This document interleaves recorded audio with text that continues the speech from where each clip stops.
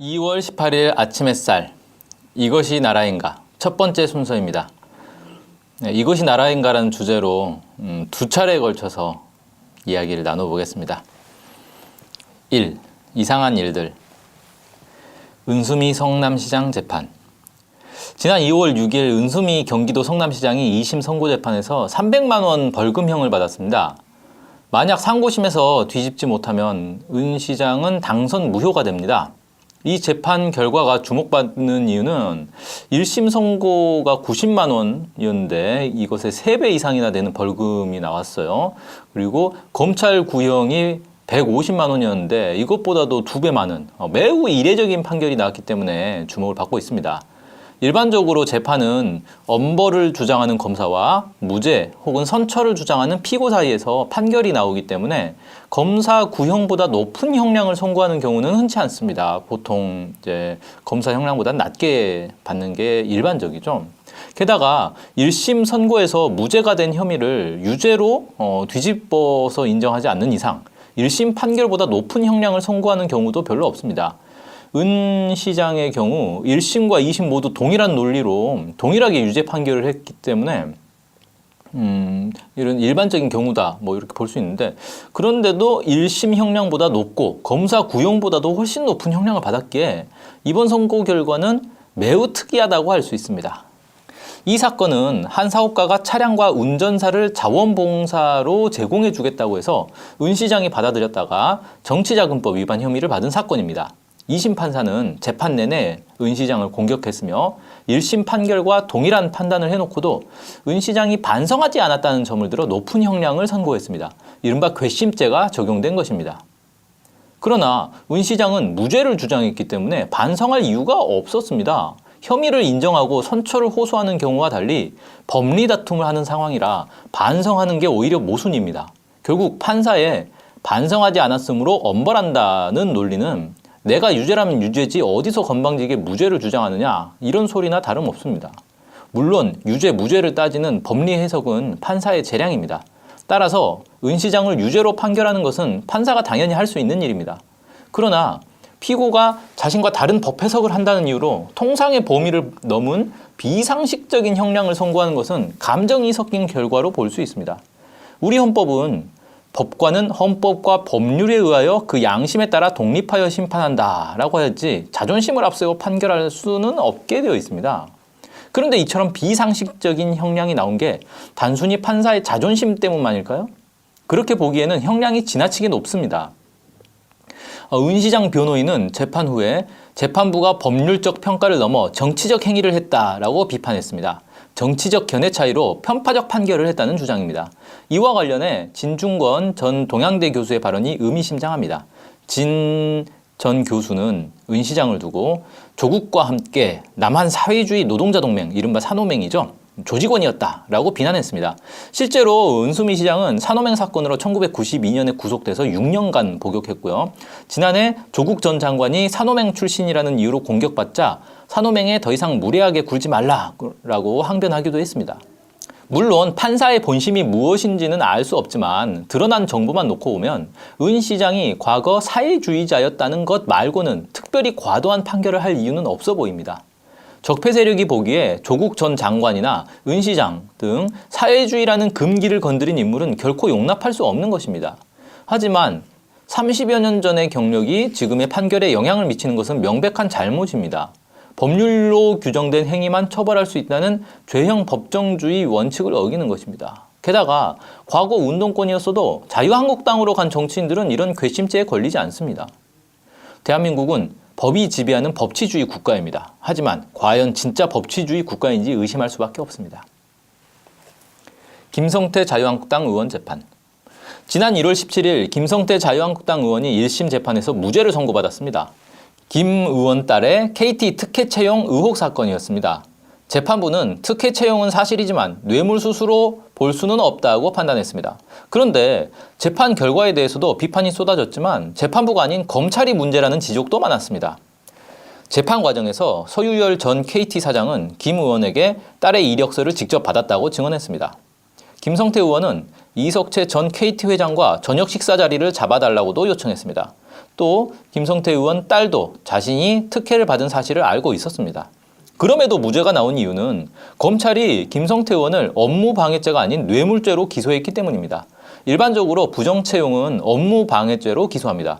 그래서 검찰이 뇌물죄로 기소할 때 법조계에서는 채용비리 사건을 뇌물수수로 기소한 일은 거의 없다. 업무방해 혐의를 못 찾은 것 아니냐. 이런 의혹이 있었습니다.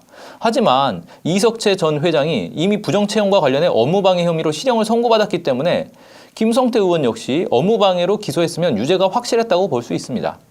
게다가 검찰은 재판에 성실히 임하지도 않았습니다. 서유열 전 사장이 증언까지 다 했는데도 검찰이 다른 증거를 제출하지 않아 뇌물 혐의를 입증하지 않은 것입니다. 1심 재판부는 판결문에서 검사가 제출한 나머지 증거만으로는 합리적 증명이 어렵다라면서 검찰의 부실수사, 무성의 재판을 지적했습니다.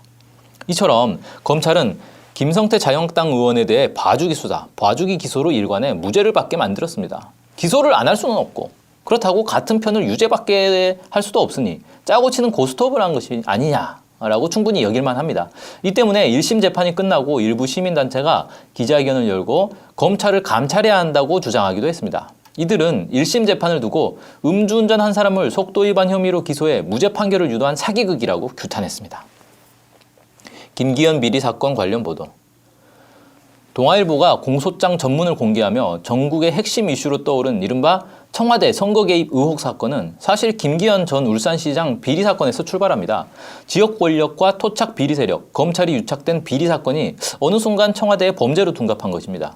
김기현 비리 사건과 관련해 뉴스타파는 지난해 12월 27일 사건의 실체를 밝힐 중요한 내용이 담긴 검찰 관계자 음성 파일을 공개했습니다.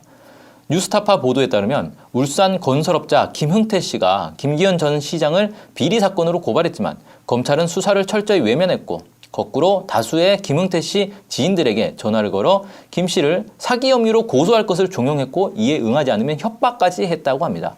이런 식으로 검찰은 끝내 김흥태 씨를 구속했으며 그 틈에 김기현 비리 사건을 무혐의로 처리했습니다. 그리고 이 사건을 다뤘던 울산지검 핵심 실무자는 서울중앙지검에 파견돼 이른바 청와대 선거 개입 의혹 사건 수사팀에서 일하였습니다.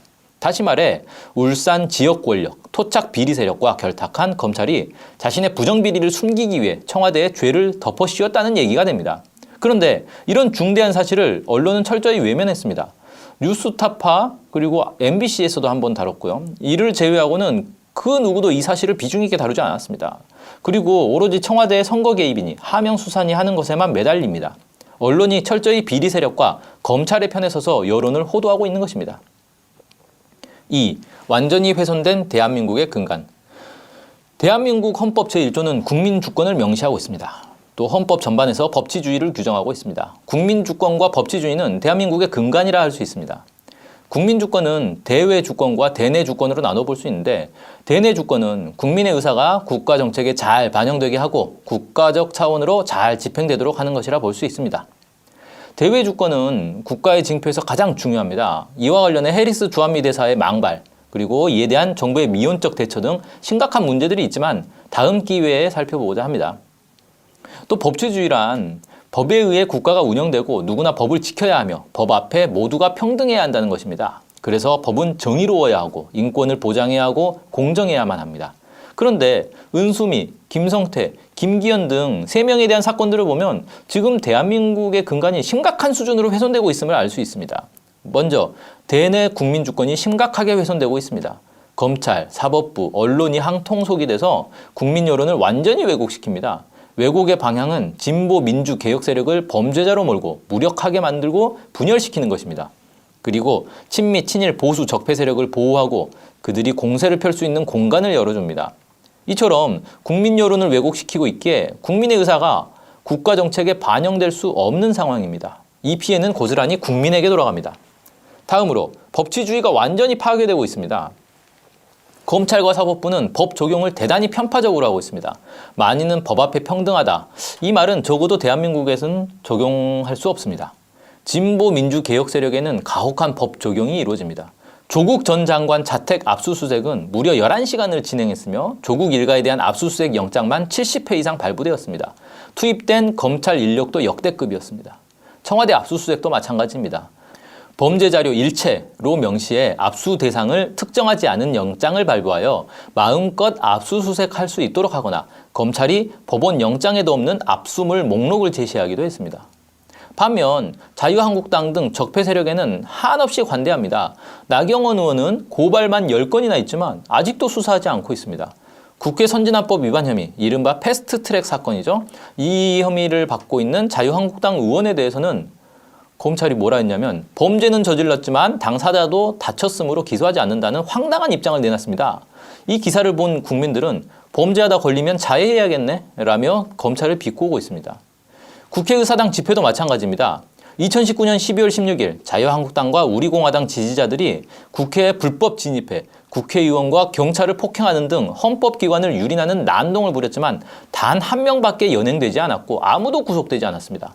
반면 같은 해 3월 말 4월 초 국회 인근에서 집회를 하다가 진입을 시도, 경찰 안전펜스를 훼손한 민주노총 조합원들은 수십 명이 현장에서 체포됐고 3명이 구속됐으며 나중에 민주노총 위원장까지 구속됐습니다.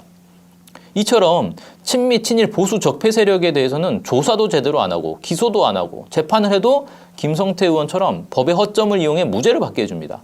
언론은 이런 걸 철저히 은폐합니다. 이렇게 법치주의 근간이 완전히 무너지고 있습니다. 대내 국민 주권과 법치주의가 완전히 훼손되고 거꾸로 가는 대한민국은 도대체 나라다운 나라로 볼 수가 없습니다. 오늘 아침 햇살은 여기까지 하겠습니다. 고맙습니다.